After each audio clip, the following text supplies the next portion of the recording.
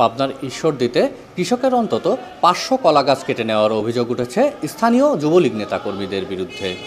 ঈশ্বরদী উপজেলার দাসুরিয়ায় গত শুক্রবার এ ঘটনা ঘটে। মুক্তার, শাকিল আর ইসমাইল তিনজনে গাছ কাটাছে। ওদের হাতে হাসি, কাশি, লাঠি সবই ছিল। এর উপযুক্ত বিচার আমরা চাই। আমরা কিছু বলতাম তাহলে আমাদের আক্রমণ তারা করতো। তারা রেডি ছিল, আমরা তো রেডি না, আমরা জানি না তাদের পূর্ব পরিকল্পনা ছিল। কলা গাছ কাটার নেতৃত্ব দেন স্থানীয় যুবলীগ কর্মী মুক্তার হোসেন। এ সময় তার সাথে ছিল আরও 10 থেকে 15 জন। এই 4 জন লাগে, 2জন কলা গাছ কাটে আর 3 জন রাস্তা বসে থাকে। ইসমাইল আসে, মুক্তার আসে, মিন্টু আসে, মগরব আসে। এ ঘটনায় ঈশ্বরদী থানায় একটি লিখিত অভিযোগ দিয়েছে ভুক্তভোগী ইমরান। অভিযোগে জানা যায়, দীর্ঘদিন ধরে ওই এলাকায় কলার আবাদ করে আসছিলেন ইমরান।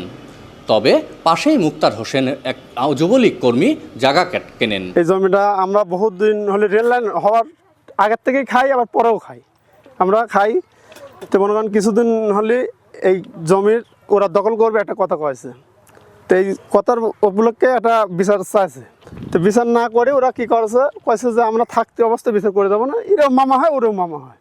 ক্যামেরায় ওয়াও, স্টাইল দেখাও, Xenon X21 পারলে ঠেকাও। আমি ধান চাষ করতাম এবং কলা চাষ করতাম।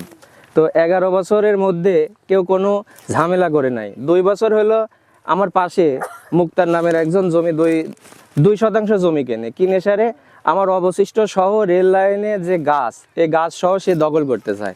কিন্তু গত বছরে একটা সালিশ হয়েছিল, তারা আমার কাছে মাপও চাইছিল, কিন্তু তারা মাপ না, এবছরে আমাদের কিছু না জানায় আমার এই 400 কলা গাছ এবং আমার এই ধানের জমি সহ দখল করে নেয় এবং কিছু স্থানীয় আওয়ামী লীগের পাওয়ারে আমার এই কলা গাছটা কাটে। জমি কেনার পর থেকেই কৌশলে ইমরানের জায়গা দখলের চেষ্টা চালায় সে।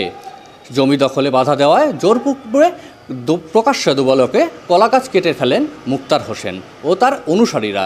এ সময় কৃষকের অন্তত 5 লক্ষ টাকার ক্ষতি হয়েছে বলে জানায় ভুক্তভোগী ইমরান।